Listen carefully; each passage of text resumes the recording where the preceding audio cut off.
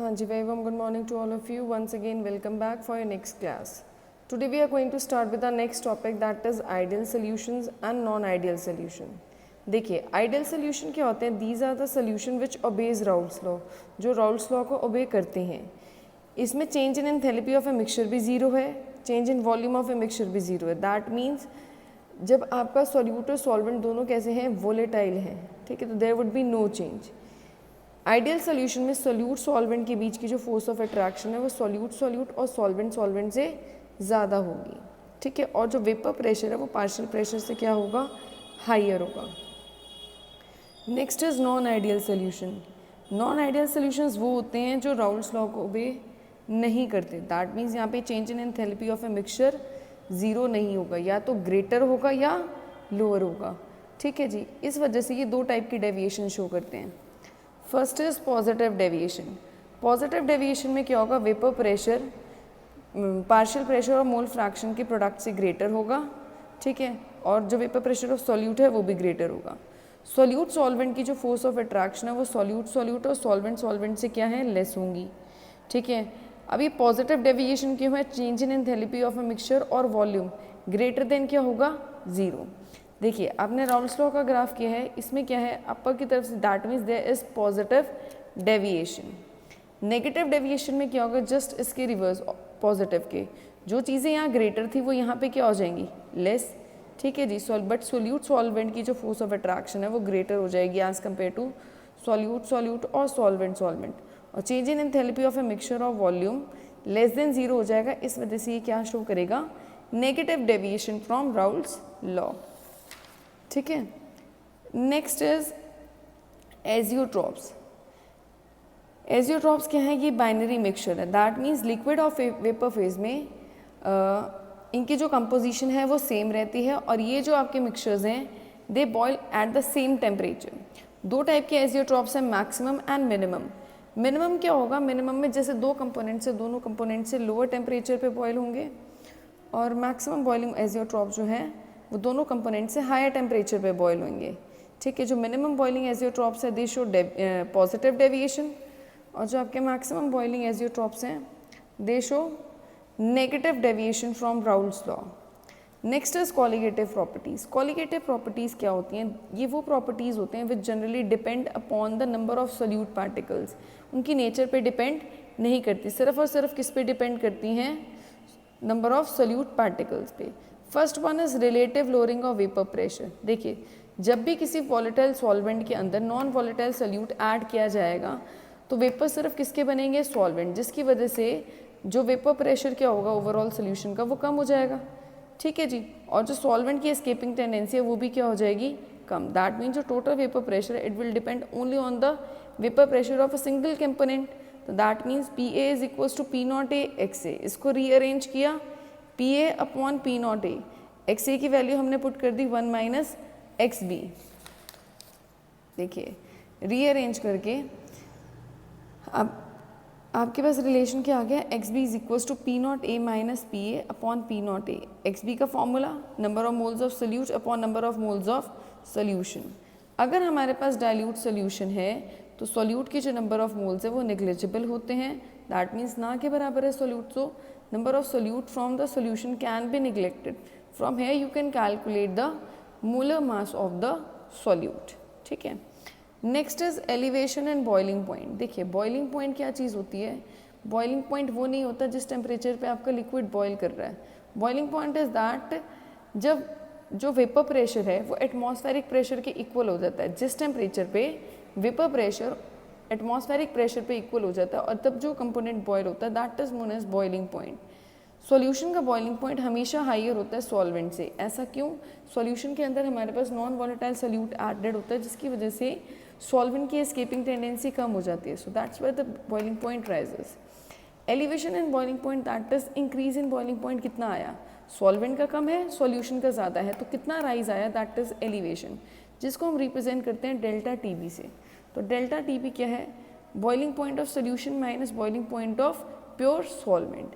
अगर हमारे पास डाइल्यूट सोल्यूशन है तो delta T B directly proportional है मोलालिटी के. मोलालिटी क्या है? W B upon M B into W A, ठीक है। प्रोपोर्शनैलिटी का साइन हटेगा, कांस्टेंट लगेगा, दैट कांस्टेंट इज Kb। इस कांस्टेंट को हम क्या बोलते हैं? मोलर एलिवेशन कांस्टेंट और ebullioscopic constant. From this graph you can see that the boiling point of the solvent is higher and that of solution the boiling point of the solvent is lower while that of solution is higher। तो इनके बीच में जो change आया that is the elevation and boiling point, that is delta TV. ठीक है।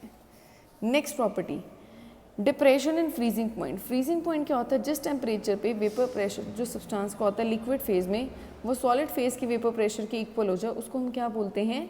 Freezing point. जो solvent का freezing point है that is higher than the freezing point of the solution. That means delta TF क्या होगा? TF not minus TF, मतलब solvent का freezing point higher और सॉल्यूशन का freezing point lower. In the same way dilute solution के लिए जो delta TF होगा that would be directly proportional to molality. Proportionality का साइन हटेगा तो you will get the constant KF। KF क्या होता है? मोलर डिप्रेशन कांस्टेंट, और we can say that cryoscopic constant. देखिए from this graph you can see that कि जो फ्रीजिंग पॉइंट है सॉल्यूशन का वो लोअर है और जो फ्रीजिंग पॉइंट है सॉल्वेंट के दैट इज हायर। ठीक है जी। Last property that is osmotic pressure. Osmotic pressure क्या होता है? ऑस्मोसिस क्या होती है? Movement of particles from higher concentration to low. कौन से पार्टिकल्स? सॉल्वेंट पार्टिकल्स की। ठीक है। तो उस ऑस्मोसिस को रोकने के लिए जो एक्स्ट्रा प्रेशर अप्लाई किया जा रहा है उसको हम क्या बोलते हैं? Osmotic pressure. ऑस्मोटिक प्रेशर किसके इक्वल होता है? Pi is equals to CRT। यहाँ पे C क्या है? मोलैरिटी। हमने यहाँ पे मोलैरिटी की वैल्यू को सब्सटीट्यूट कर दिया। You will get the formula for osmotic pressure. Reverse osmosis क्या है? रिवर्स ऑस्मोसिस मीन्स ऑस्मोसिस की प्रोसेस को रिवर्स करना। ठीक है। दैट मीन्स जब एक्स्ट्रा प्रेशर अप्लाई करना पड़े सॉल्यूशन साइड पे ताकि सॉल्वेंट जो पार्टिकल्स है वो लो कंसेंट्रेशन से हायर कंसेंट्रेशन। ऑस्मोसिस क्या होती है? Higher to lower. Reverse osmosis में क्या होगा? लोअर से हायर। ठीक है जी। तो सॉल्ट वाटर में सॉल्वेंट की कंसेंट्रेशन कम होगी, फ्रेश वाटर में ज़्यादा, तो लोअर से हायर जा रहा है। So this would be considered as reverse osmosis. ठीक है जी। Now will discuss the numericals regarding these properties. देखिए फर्स्ट क्वेश्चन क्या है आपका? The vapour pressure of pure benzene. Pure benzene का दैट मीन्स आपको वेपर प्रेशर दिया विच इज़ 0.850। जब उसके अंदर नॉन वॉलेटाइल सोल्यूट ऐड किया गया 0.5 ग्राम तो vapour pressure of the solution कितना आया? 0.845। ये सोल्यूशन का वेपर प्रेशर। तो आपका यहाँ पे सॉल्वेंट कौन है? बेंजीन, जिसको हमने क्या ले लिया? W1। सोल्यूट कौन है आपका? Which is non volatile. W2 कितना हो गया? 0.5 ग्राम। अब देखिए रिलेटिव लोअरिंग में पढ़ा था P0A minus P upon P0A। यहाँ पे A को हमने 1 कंसीडर कर लिया which is equals to XB, that means X2। अब इन फॉर्मूलेज के अंदर, इस फॉर्मूले के अंदर इनकी वैल्यूज जो गिवन है उसको सब्सटीट्यूट करेंगे। You will get the value for molar mass as you have to calculate the molar mass of a solid substance. ठीक है जी, clear. Next is 18 gram of glucose is dissolved in 1 kg of water. 18 gram glucose को 1 kg of water में 1000 gram of water में dissolve किया। ऐसा कौन सा टेम्परेचर होगा जिस पे वाटर बॉयल होगा 1.01, मतलब एटमॉस्फेरिक प्रेशर के इक्वल। दैट मीन्स आपको सोल्यूशन का बॉइलिंग पॉइंट निकालना है। अब देखिए डेल्टा TB क्या होता है? KB इंटू M की वैल्यू पुट कर दी, W भी आपके पास है, M भी है, W सबकी वैल्यूज पुट करी, you will get delta TB। अब डेल्टा TB क्या होता है? TB माइनस TB नॉट, मतलब सोल्यूशन माइनस प्योर सॉल्वेंट। आपको सोल्यूशन का चाहिए, आपके पास डेल्टा TB की वैल्यू आ गई, TB not pure solvent. That means water का बॉइलिंग पॉइंट क्या होता है? 100.15 डिग्री सेल्सियस, या ये कह लीजिए 100 डिग्री सेल्सियस। उसको केल्विन में कन्वर्ट करने के लिए 273.15 में ऐड कर दीजिए, या आपका केल्विन में आ जाएगा 373.15। इनको ऐड करिए, you will get the boiling point of the solution. ठीक है जी। Next is 0.200 liter of an aqueous solution of protein contains 1.26 gram of protein. Volume given है, सोल्यूट का मास गिवन है, टेम्परेचर आपको क्वेश्चन में गिवन है, प्रेशर गिवन है। ऑस्मोटिक प्रेशर का फॉर्मूला क्या होता है? WB upon MB into V into R into T। देखिए WB आपको क्वेश्चन में दिया हुआ 1.26, पाई की वैल्यू दी हुई है 2.57 इंटू 10⁻³ वॉल्यूम आपके पास क्वेश्चन में गिवन है 0.200 R। प्रेशर यहाँ बार में, इस वजह से हम R की वैल्यू क्या लेंगे? 0.083। ठीक है। टेम्परेचर आपको गिवन है, इसको सॉल्व करेंगे you will get the molar mass of the protein, that means solute. ठीक है जी। Last is some of the solutions, हालांकि आपने जूनियर क्लासेस में पढ़े हुए हैं। आइसोटोनिक सॉल्यूशन क्या होता है कि एक वेसल में आपके पास दो सॉल्यूशन है which is separated by semi permeable membrane. दोनों सॉल्यूशंस का अगर ऑस्मोटिक प्रेशर सेम है जिसकी वजह से उनकी कंसंट्रेशन सेम हो रही है तो उनको हम क्या बोल रहे हैं, आइसोटोनिक सॉल्यूशन। हाइपोटोनिक में क्या होगा, दोनों में से एक ही ऑस्मोटिक प्रेशर हाइयर है और दूसरे का लोअर है, तो दैट मीन्स जिस सॉल्यूशन की हम बात कर रहे हैं उसका ऑस्मोटिक प्रेशर अगर दूसरे के रिस्पेक्ट में लोअर है तो वो सॉल्यूशन क्या हो गया, हाइपोटोनिक, और जिसका हाइयर है वो क्या हो जाएगा, hypertonic. So this was the details regarding the chapter. इसके बाद के जो टॉपिक हैं एबनॉर्मल मोलर मास और van't Hoff factor that are deleted from your syllabus. So today here we end with the chapter number 2, that is solution.